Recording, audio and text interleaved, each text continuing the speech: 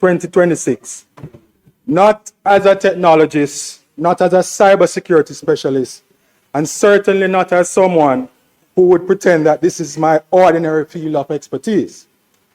I rise as a medical practitioner, and from that standpoint, I say at the outset that this bill is not merely about computers, codes, devices, data, or platforms.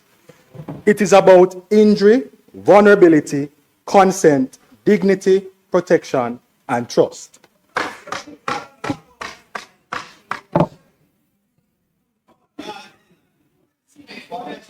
In medicine, we are trained to understand that a threat to the body is not always visible at first.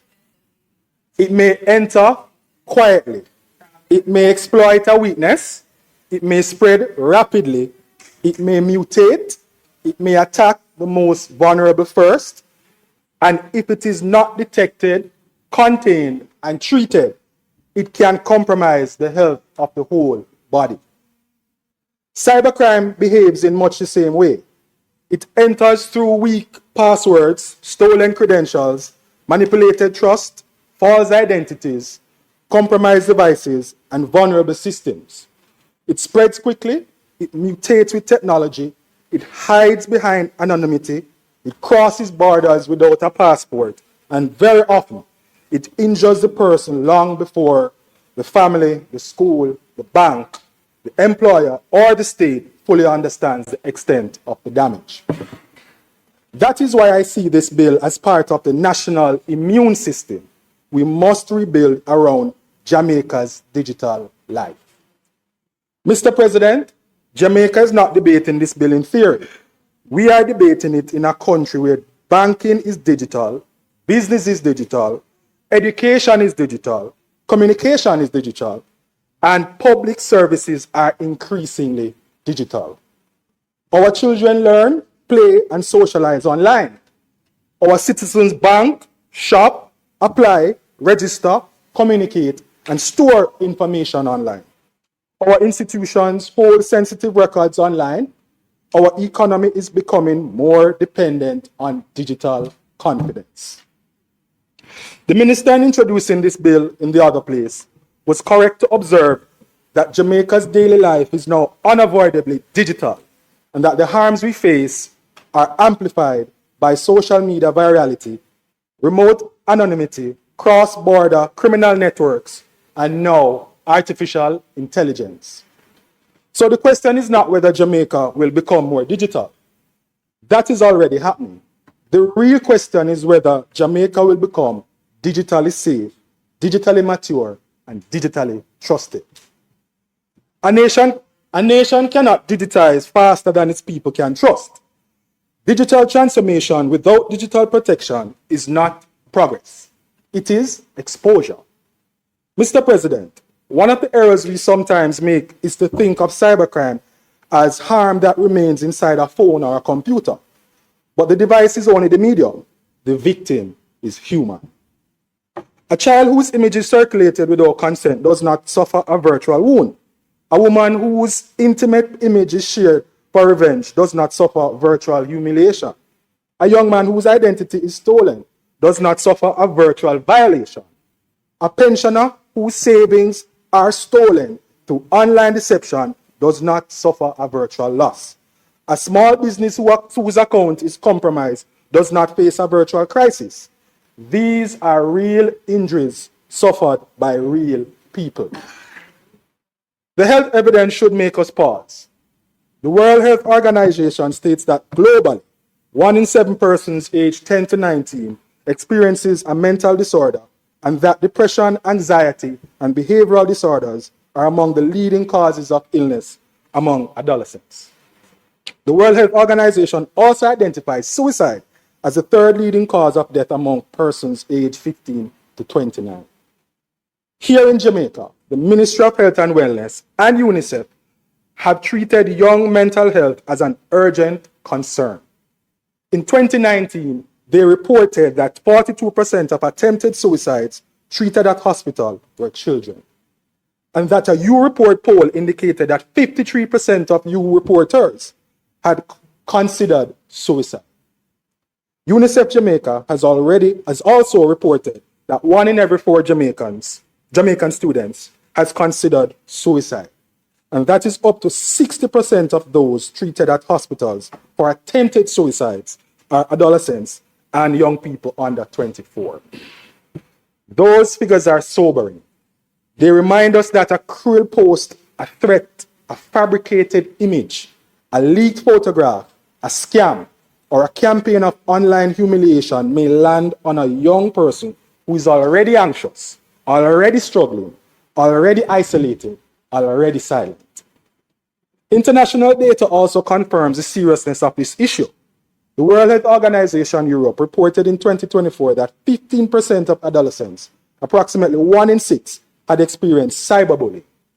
UNICEF has also reported from polls across 30 countries that 1 in 3 young people said that they had been victims of online bullying, and 1 in 5 reported skipping school because of cyberbullying and violence. These are not all Jamaican prevalence figures, and I do present them as such, but they confirm a wider truth that Jamaica must take seriously. Online harm does not stay online. It follows a child into the classroom, into the home, into sleep, into self-esteem, into concentration, into friendships, into performance, and into mental health. From experience, I know that the body and mind do not draw neat lines between harm that begins physically and harm that begins digitally. Stress affects the body, fear affects sleep, humiliation affects mental well-being, anxiety affects concentration, financial distress affects family stability, shame can silence a child, fraud can break a household, exposure can damage a reputation. A person wounded online may carry the injury into every part of daily life. That is the human reality behind this bill. Mr. President, it is against that reality that I strongly support the provisions that strengthen protection for children. This bill amends key penalty provisions so that where certain offenses are committed against an individual under the age of 18 years, the penalty may include imprisonment for a term not exceeding 20 years. That is not a casual amendment. It is a serious statement of national priority. It says that where children are targeted, groomed, manipulated, exposed, or exploited in the digital space, the law must respond seriously. For adults, cybercrime can be devastating. For children, it can be defining. A child may not yet have the maturity, resilience, or perspective to understand permanence, manipulation, coercion, consent, or digital consequence. A child may not understand that one image can be copied, forwarded, stored, edited, monetized, manipulated, and resurfaced years later. A child may not understand that the person on the other side of the screen may not be the person they claim to be. The law must therefore provide a shield where childhood cannot yet provide armor. Mr. President, that brings me to one of the most important parts of this bill, the amendment concerning intimate images. Clause 5 amends Section 9 of the Principal Act by replacing the narrower phrase, sent to another person, with the broader word publish, as stated before. It creates an offense where a person publishes an intimate image of an individual without that individual's consent or reckless as to whether the individual consents. The bill defines publish to include sending, transferring, posting, disseminating, or otherwise providing access to the image or data. That change is practical. It reflects how harm now travels. The harm today is not confined to one message between two phones. It moves through group chats, as mentioned before, screenshots, reposts, forwards, cloud storage, fake accounts, anonymous pages, social media platforms, and websites. One act can become 100 acts in minutes. One violation can become a public spectacle. One intimate image can be used for revenge, extortion, blackmail, intimidation, control, or entertainment.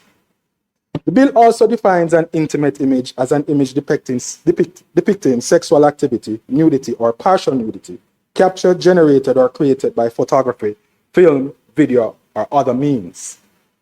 Those words matter. We're no longer dealing only with a camera, with what a camera records. We are dealing with what technology can generate, manipulate, and weaponize. We are dealing with artificial intelligence, synthetic images, deepfakes, altered videos, and digital tools that can place a person into an image or circumstance that never existed. The minister, in closing the debate in the other place, made the important point that the Cybercrimes Act is technology neutral, and that the absence of a specific reference to artificial intelligence is not fatal where the required elements of the offense are otherwise present. That is the right approach. The law must be clear enough to prosecute, but flexible enough to become obsolete every time technology changes its name. Mr. President, as a physician, I also wish to speak plainly about consent. In medicine, especially as a surgeon, consent is not a courtesy. It is not an afterthought. It is foundational. A patient's body image, intimate condition, or personal information is not public property. Dignity follows the patient into the consulting room, into the operating theater, into the medical record, and into every professional encounter. That same dignity must follow the citizen into the digital space. Consent does not expire because an image enters a phone. Dignity does not disappear because a violation occurs through a screen. Privacy does not become less worthy of protection because the harm is transmitted by data rather than by physical contact. The bill is therefore right to provide that a person under the age of 18 years is incapable of giving consent for the purposes of the new intimate image offense. That is not only a legal safeguard, it is a moral safeguard. It recognizes that children may be pressured, groomed, manipulated, coerced, or deceived, and that the law must not lead them to carry adult consequences for circumstances they may not fully understand. The bill also includes defenses for legitimate circumstances, including publication for the purpose of detecting, investigating, or preventing crime for legal proceedings, for bona fide educational, scientific, medical, or research purposes, as previously mentioned, and for reporting on current events where reasonable care is taken to omit explicit depictions. That balance is important. We must criminalize abuse without criminalizing legitimate investigation, legal process, medical work, research, education, or responsible reporting. But the principle must remain clear. Intimate images are not tools for revenge, ridicule, extortion, entertainment, or control. Mr. President, if online harm affects children, families, and victims of fraud, it also affects the quality of our public life. Cyber harm has entered our political and civic space. I know from first-hand experiences that public life has always attracted criticism, and criticism is a part of democracy. No one in public life should expect immunity from scrutiny. The Prime Minister receives it, ministers receive it, opposition members receive it, public servants receive it, private citizens who take strong positions on national matters receive it. I too have received it, with persons on social media calling me spineless, a sellout, or a traitor, simply because I've taken a position and added my voice on matters of national interest. Let me be clear. This bill is not about protecting politicians from criticism. It must never be that. Citizens must be free to criticize their leaders, challenge policy, expose wrongdoing, and demand better. But there's a difference between scrutiny and abuse. There is a difference between disagreement and dehumanization. There is a difference between robust debate and coordinated digital harassment. We have seen this even in our own parliamentary life. Following the recent disruption in the chamber, Mr. President, during the debate on Nara, the Speaker became the subject of intense public criticism. Again, the Speaker, like every public official, is not above criticism. The public has the right to question rulings, to examine conduct in the chamber, and to hold those who preside over Parliament to a high standard. But what we have also seen online goes far beyond fair comment, Mr. President. We have seen commentary descend into ridicule, bullying, personal attacks, edited visuals, distorted representations, and content that seeks to reimagine, mock, and dehumanize her. That is not democratic accountability. That is digital mobbing.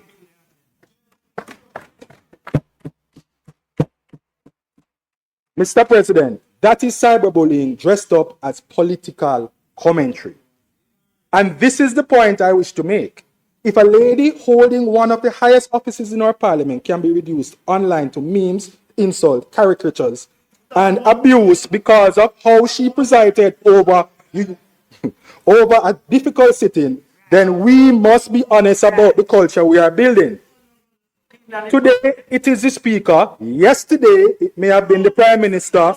Today, it may be a minister, an opposition member, a public servant, a journalist, a student, or any Jamaican who dares to take a position on a matter of national importance. We must not confuse the right to criticize with the right to humiliate. We must not confuse free expression with digital cruelty.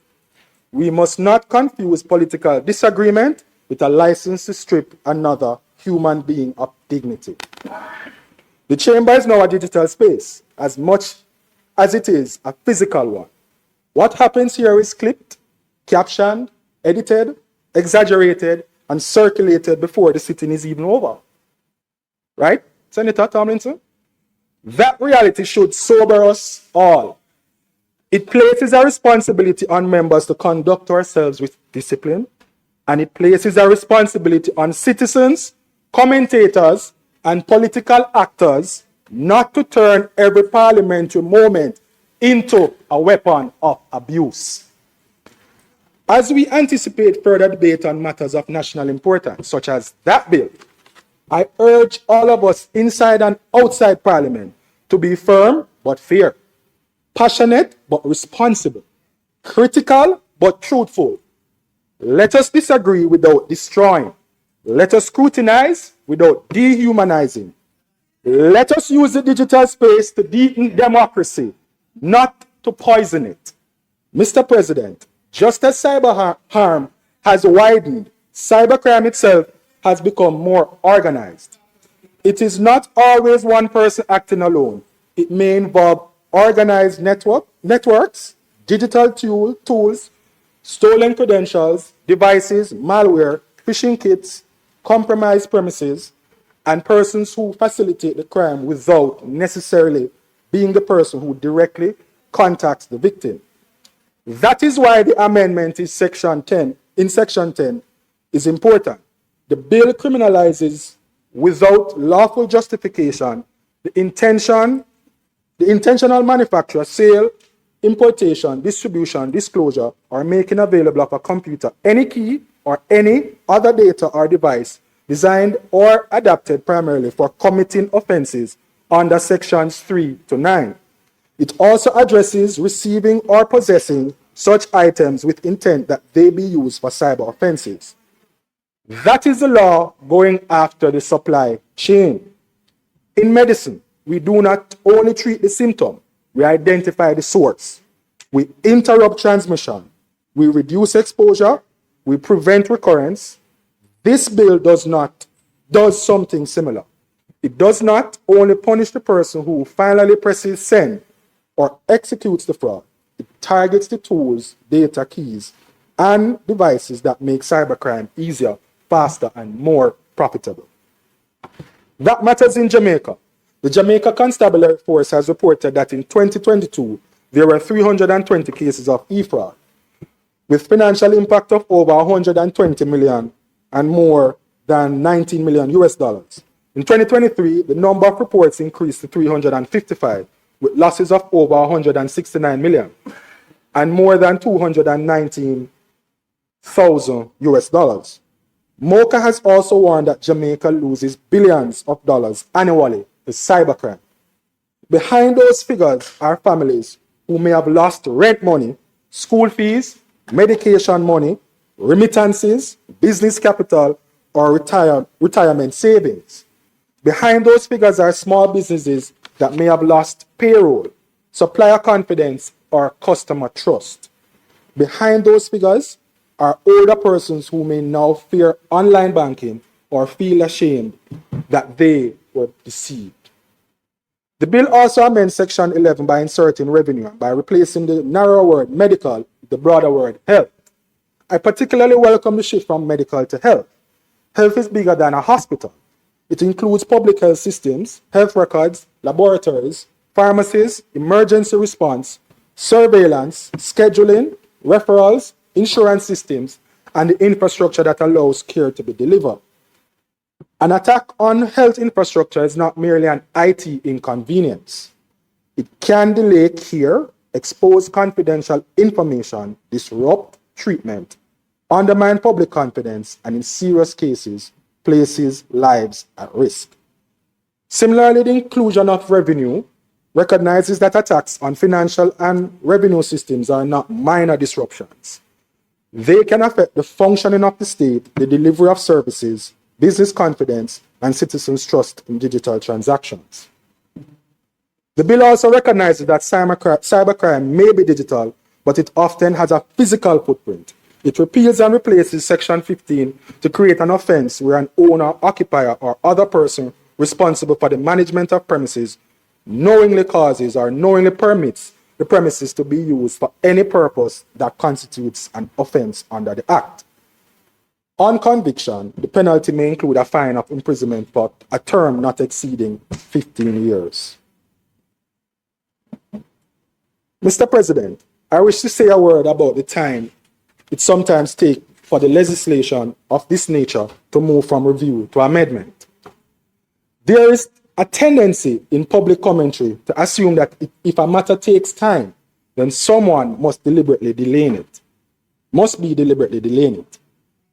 I do not accept that as a fair assumption in every case.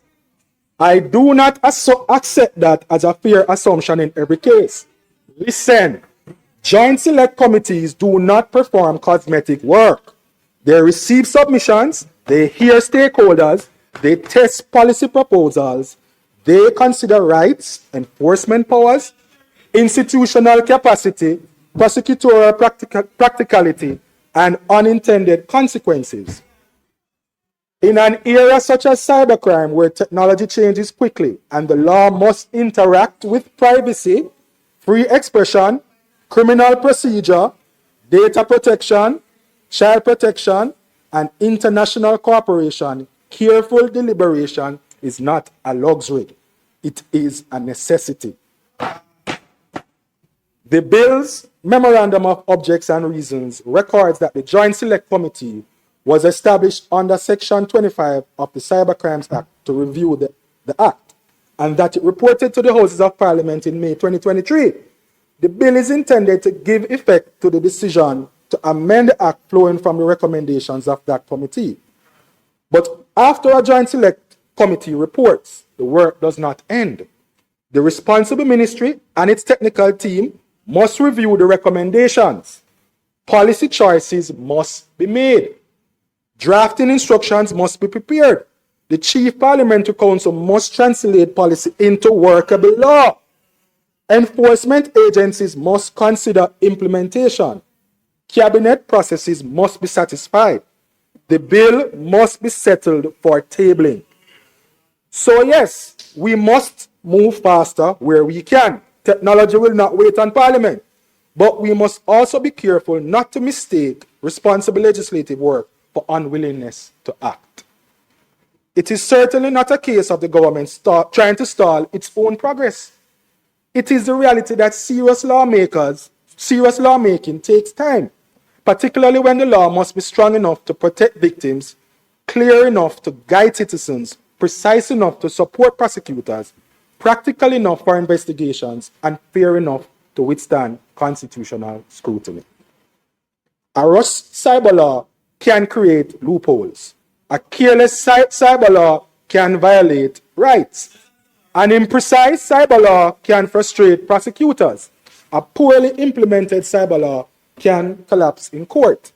So urgency matters. but so does care.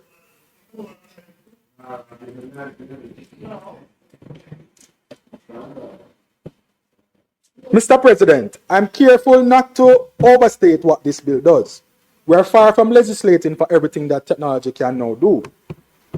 No parliament anywhere in the world has fully caught up with the speed of artificial intelligence, deepfakes, online fraud, cyberbullying, data misuse, identity theft, synthetic media, and organized digital crime. Technology is moving faster than law. That is the truth. But the fact that we cannot legislate everything today does not mean we should legislate nothing. This bill is not the end of the journey. Senator Thompson, just indicating you have 3 minutes to wrap up here. And I will be finished. Thank you, Mr. President. It is a good and necessary start. It modernizes the law, the language of the law. It strengthens the protection of children. It places consent at the center of intimate image offenses. It recognizes that harm can be created or generated by modern means. It targets criminal tools and enabling environments. It improves procedural discipline in search and seizure. It updates protected systems to include revenue and health. And it gives effect to the parliamentary review process contemplated under the Cybercrimes Act. So yes, more will have to come. We will need continued review. We will need stronger public education. We will need trained investigations, equip prosecutors, inform schools, alert parents, responsible platforms, responsive financial institutions, and citizens who know how to protect themselves online. This bill says that the victim is not invisible. It says that the child is not unprotected. It says that consent matters. It says that dignity follows the citizen into the digital space. It says that technology must not become a hiding place for predators, fraudsters, extortionists, and organized criminals. The screen must not become a shield for cruelty. Anonymity must not become a license for exploitation. Innovation must not become an excuse for lawlessness. Jamaica's digital future must be safe enough for our children, trusted enough for our citizens, disciplined enough for law enforcement, and strong enough for our economy. And so, as I support this bill, I close with a charge to the Jamaican people. Use digital platforms wisely. Think before you post. Think before you forward. Think before you click. Protect your passwords. Protect your children. Protect your personal information. Report cybercrime. Do not participate in humiliation of another person. Do not share what was never yours to share. Do not turn political disagreement into personal destruction. Do not allow curiosity, carelessness, anger, or cruelty as is trauma. The digital space is not lawless, and it must not be cruel. It must be a space where we do business, learn, communicate, innovate, and connect with responsibilities. A little bit longer than I'm used to, Mr. President, but this is very important. For those reasons, Mr. President, I support the Cybercrimes Amendment Act 2026, and I commend it to this Honorable Senate. May it please you.